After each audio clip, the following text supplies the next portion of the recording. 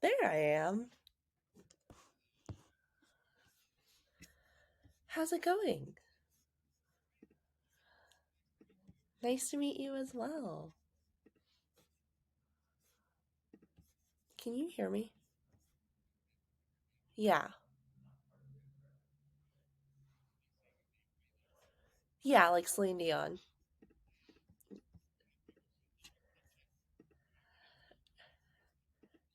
Right on.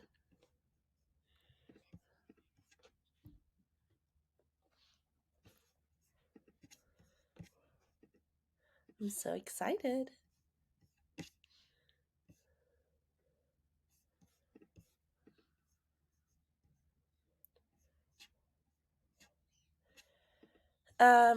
I am in LA right now, which isn't home base, but I am here for a little bit longer. A little bit of both.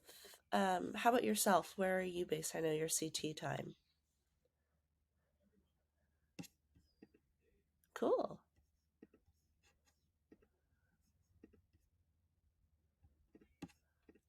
Yeah.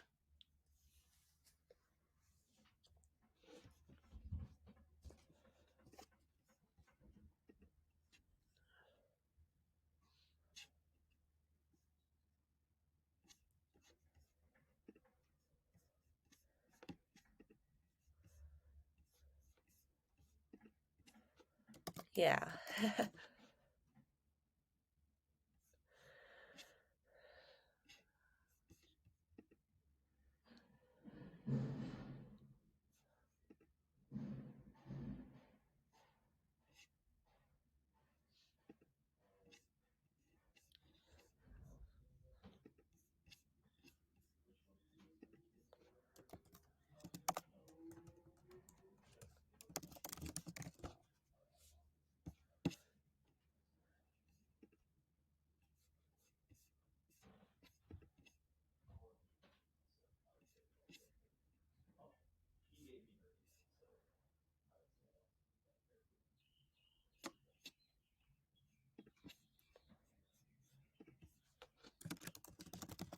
Right.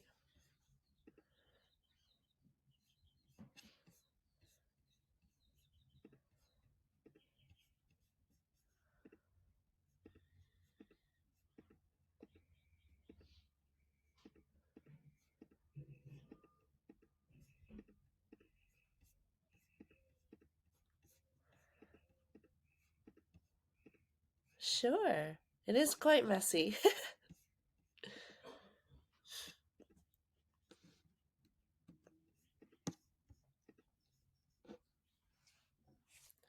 Yeah.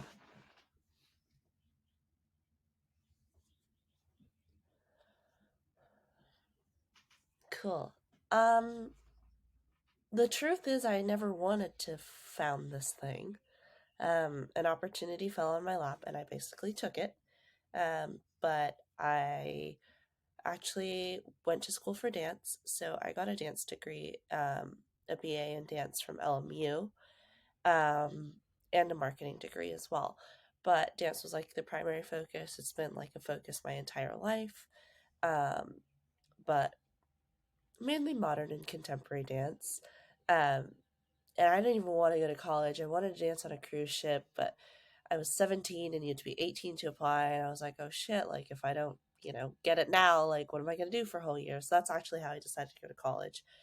But in going to college, I wanted to dance. And my parents were like, well, you need a real degree too, if we're going to pay for this. So I was like, okay, what's like relatively comparable in creativity and like a real degree, whatever that's. So I stumbled upon marketing, which um, I took, and I liked the course, the classes, like everything was really like upbeat for me. But obviously, my focus was still dance. I graduated May 2020. Plans to move to New York, dance in New York, but the world, as we know, didn't allow for that to happen. Um, and we had a professor be like, hey, if anyone wants to start their own anything, like I have a co working space, I'd love to mentor you. And that's kind of how 98 formed. Um, Was it supposed to just like carry us over the pandemic, which everyone thought was like going to be a 3 month stint? Probably. Um, but yeah, it was an opportunity to take when there were really no jobs available and we just had to pivot.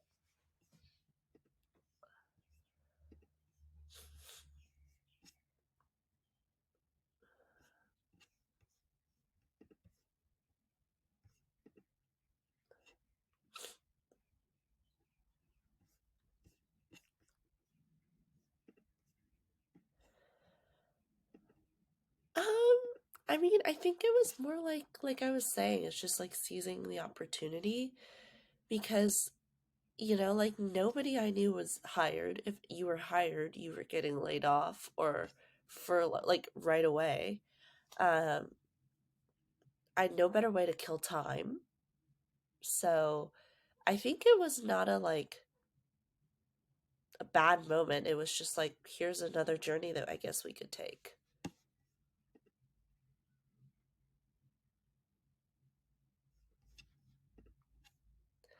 I mean, we then learned that, you know, COVID kept going and going and going, and so we just kind of kept building momentum for 98.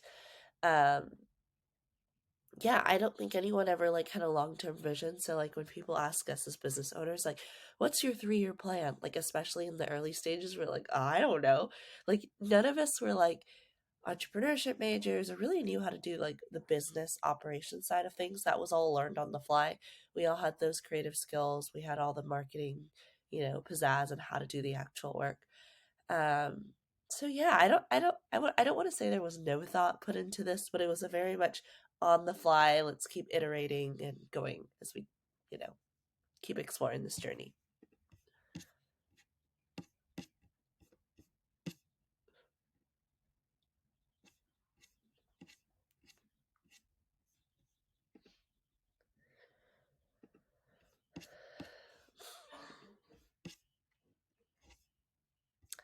Yeah.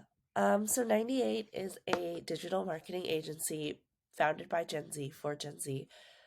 We basically were like, what sucks in the world? And let's kind of adds towards younger people. And we really wanted to change that. So that's kind of been the mission since day one. The company has gone through many iterations, but that has not changed, is the mission to serve Gen Z.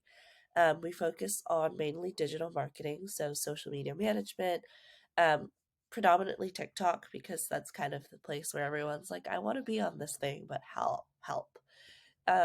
So TikTok, Instagram, we also do like LinkedIn, Twitter, Discord, Reddit, you name it. All that jazz. We also do influencer marketing. And that's a really special process for us because this generation is really connected to influencers and content creators, and really wanting brands to pick the right people for the right campaigns and right niches. And then we also do consulting. So we go into a company, help them with a big problem that's related to Gen Z, provide solutions or recommendations, and get out of there essentially and let them do their job.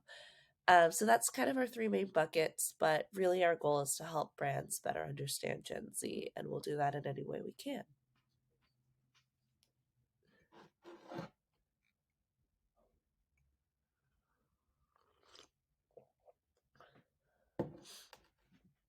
Oh,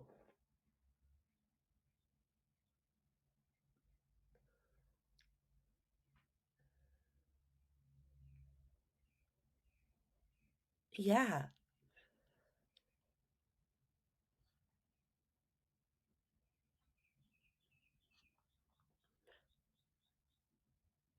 right.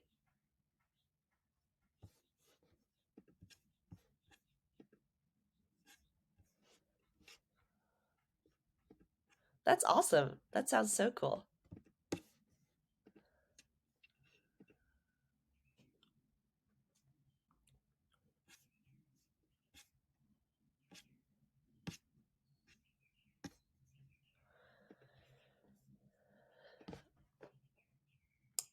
Yeah, that's a really good question.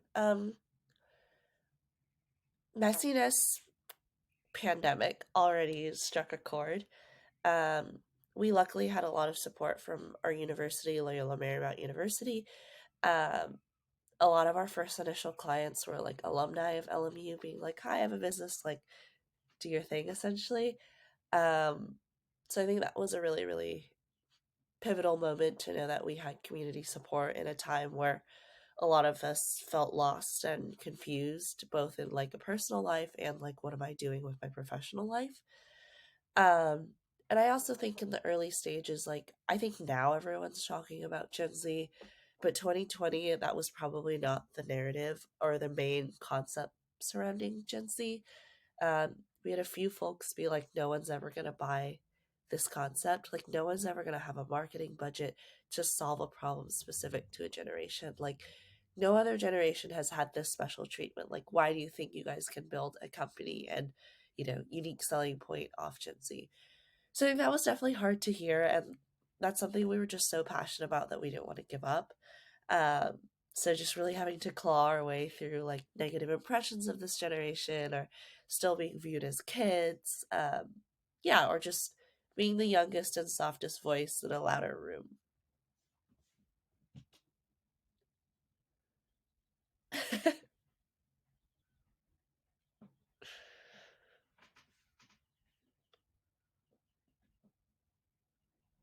Right.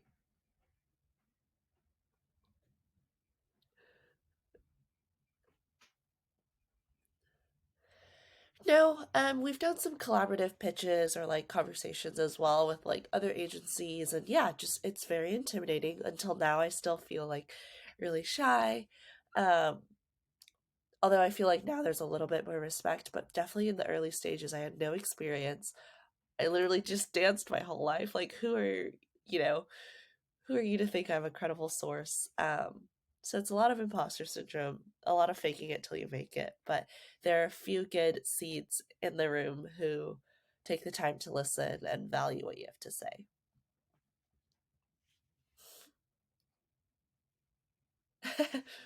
Thank you.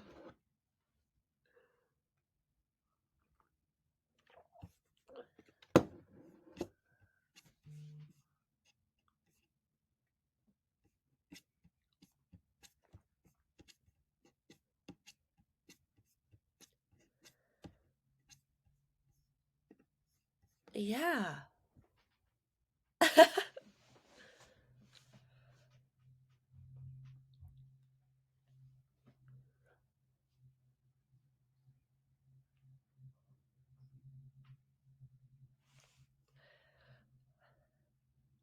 um, I power pose a lot. Um, we had a professor who was like before a presentation like power pose, and I thought that was stupid, but I was also late to driving too, and so when I like actually got my driver's license, like I was like power posing through the window and people looked at me, but like that's kind of like my reset moment. um and I don't know, it's like so weird because like I've danced my whole life, and like getting on a stage doesn't scare me that much because it's a lot of it is muscle memory, but like going to a call, there's no physical muscle memory to it, it's like verbal memory. So that was a big adjustment. And then now I would say like we grew our team. We have three co-founders and three employees, and just like the constant thought and pressure of like livelihoods are in my hand, that kind of gets me going. I didn't really have that pressure earlier on, but like once we hired our first person, like there was way more accountability, way more grit, I think, to just keep pushing. Yeah.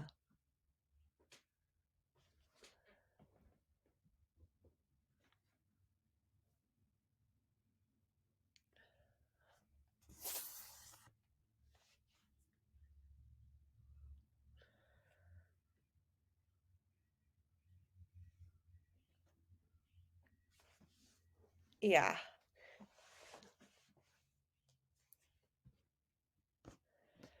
That's also had a lot of iterations. So we started off with six co-founders, and this was all from that same program that we were in.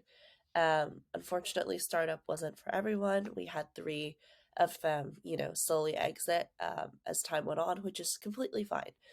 Um, we're now left with three of us. One of them is actually my best friend. Um, Everyone says don't do business with your best friend. Um, it's probably been both. We actually met on the very first day of college. She was my first friend here, um, which is a whole wild journey. Bottom line, we're friends first, business partners second. We keep everything professional on Slack and then everything personal on iMessage or text. I literally could go back and forth on those two like communication modes just to make sure I'm not like mixing conversations into one thread. Um, and then obviously, like you said, finding the right people to join the team was really, really important. Our first hire is still with us today. Um, really been a special member of the team. We've hired some people along the way and they just were not good fits. It is quite a demanding role. You know, when you're only six people, like you have to wear multiple hats. You're kind of always on. So we're really looking for people who have hustle, but also can have fun and just, yeah, like at the end of the day, like we are such a small team that we really need to rely on each other 100%. So if it doesn't mesh, it's probably not a good fit, like in terms of work wise as well.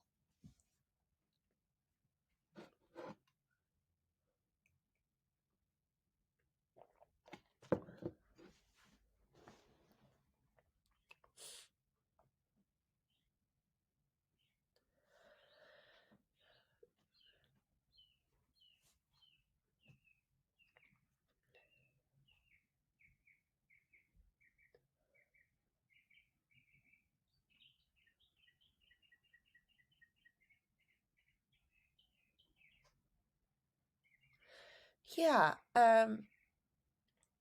I think every moment's a learning moment. So we had one of our hires that didn't work out, and they chose to leave, and we were all just like, "What are we doing wrong?" Like we just hired someone who is awesome, and not to say this person wasn't awesome; they were in their own ways, but again, it just wasn't fitting in this like groovy friend gel situation. Um, and so we were just learning, like, did we hire the right role? Did we write the right job description? Did we actually need to hire? Like, are all of these valid points? Um, and yeah, that was kind of a learning moment. Um, and we unfortunately let go of someone due to like budget cuts, but also just as well as like, is this the right fit? And those are really, really tough conversations to have. Stuff that you don't want to admit either. And like, I'm actually so fortunate we live in a Zoom world because if I had to do any of this in person, I think I might just like crumble onto the ground. So I have a little shield to help me at least. But yeah, I think it's just, it's everyone's really understanding. I think everyone understands that, you know, it's not an easy position for either person to be in. And we make these decisions really carefully.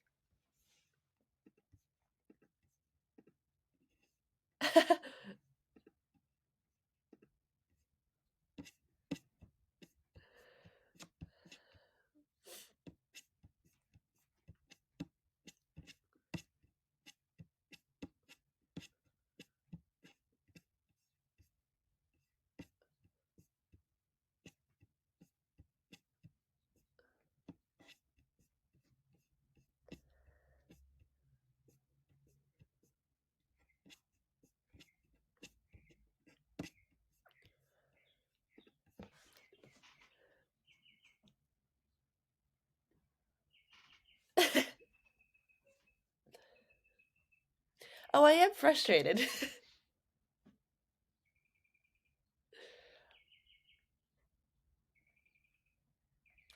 Yeah. I take it out on things like I love being active, so just finding a way to channel frustration because it happens a lot.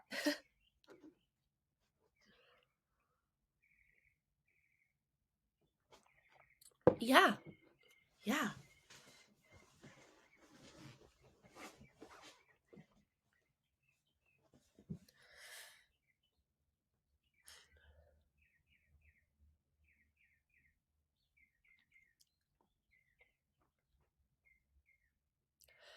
So I'll backtrack to make things even more messy is that we were roommates.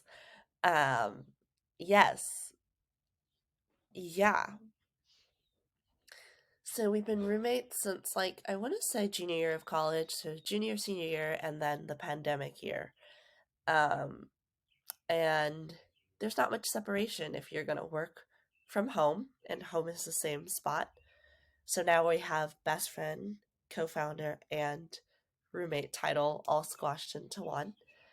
Um, so that was a really, really interesting dynamic. I actually chose to move out about 6 months into starting the company, not because anything went wrong, but it was like, it's a healthy choice, I think.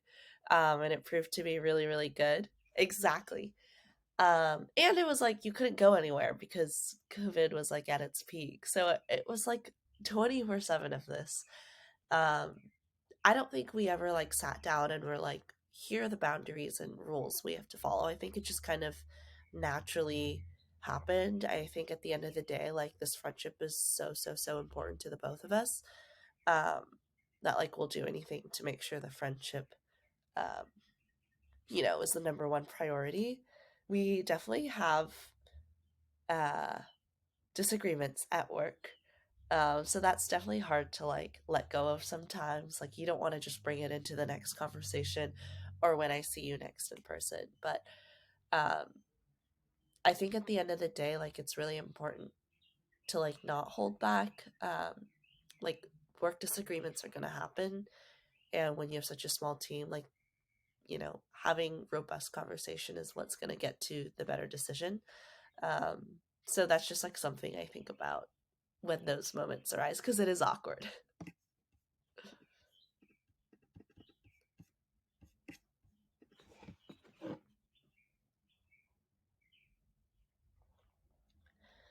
Uh, I think I think it's just like what's your priority? Like is the priority to make this business happen at all costs, or is this priority being like this friendship is like, my bottom line? And my co-founder Gia is the latter. Um, like I said, we have so much history. First friend ever, like in college and everything. Like I would do anything for this person. So if it means like having to squash an idea or whatever, like we'll make that happen. So I think that's like what you need to decide. How important of a friend this is to you is it's just like a you could end up just being my acquaintance and I'm okay with that. Um, and then also just setting boundaries. We never verbally set it, but at some point you're gonna have to establish some lines and ground rules for your friendship.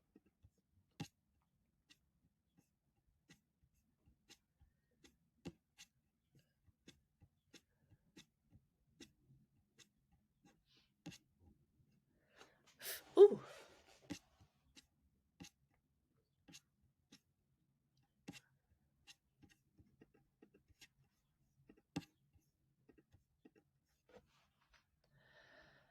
Ooh. Number one, you're almost 98. Not 98 yet, but 99 humans. We're close. Um,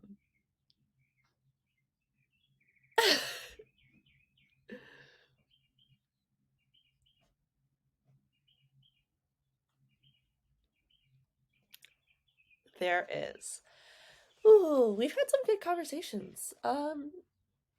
I think like I'm a pretty type A human, so I like to plan things and keep my life organized. And like, obviously, I've had a very busy life most of my life, balancing school and dance and marketing. Like, all of that jazz has been a lot.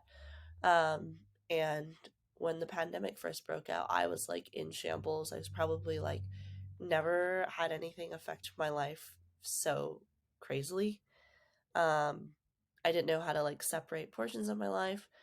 I like never stayed at home. I literally was at home to sleep. So it was like weird just all of a sudden being at home. Um, and I just come to this realization that like you can't plan life.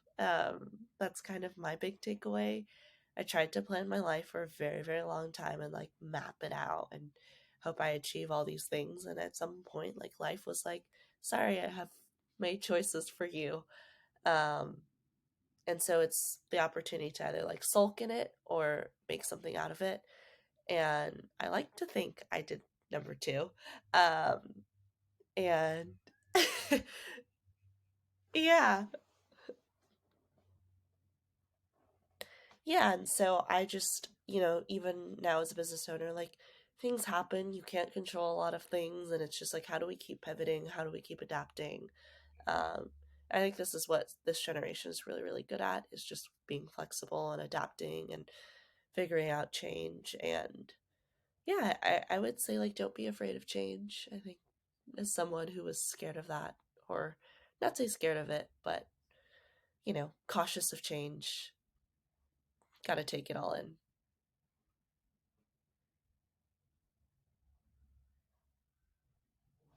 Oh, okay.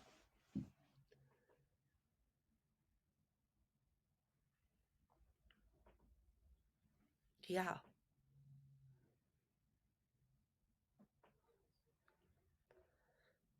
Right.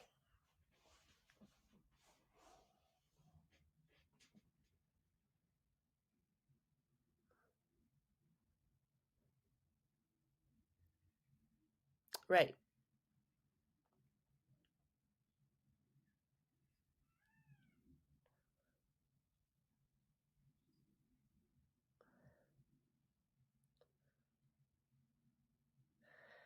Yeah. One thing that I cannot thank this pandemic enough for is remote work. Um, People sometimes are like, or older clients are like, I want to see the 98 HQ. I'm like, you mean Zoom? Like, I don't know what to tell you. There is no HQ. There'll never be an HQ.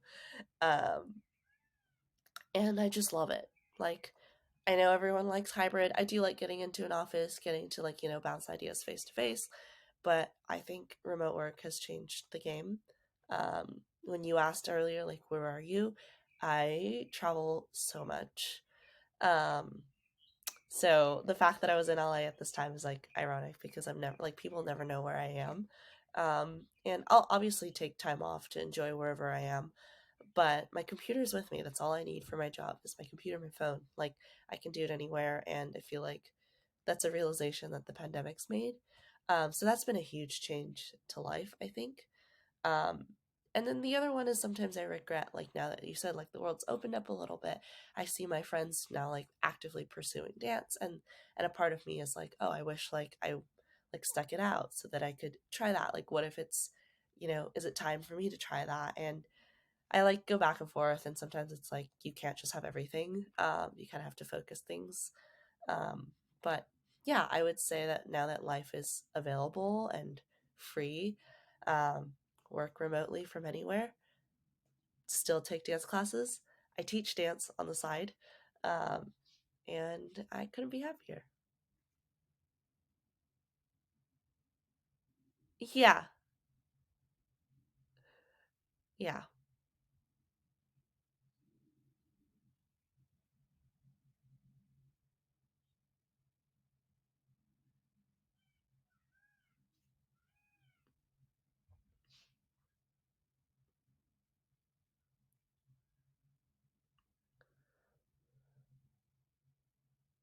Mm-hmm.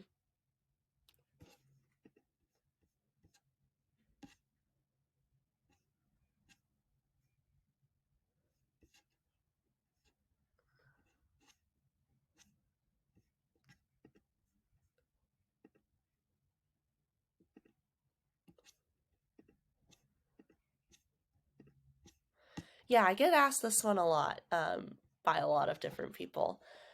Um, I think it works really well for 98, and not to say other generations aren't tech savvy, but we are a team of Gen Zs. So, like, the computer and technology is, like, easy. Really, really easy. Like, there's no issues with it on our team. We all know how to collaborate online. Um I always joke about this, that when I was interning at an actual office and, like, having to go from one meeting to another meeting that was, like, in another building or whatever, like, the race to get from one end to the other in, like, the 2-minute window is crazy. Now I can just close one Zoom and open the other. Like, sure, I'm not getting any steps in, but I'm, like, calm when I go into the next thing.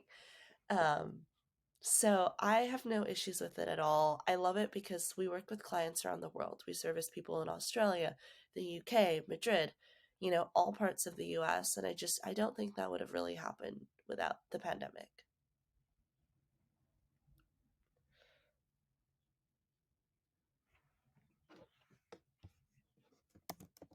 Thank you.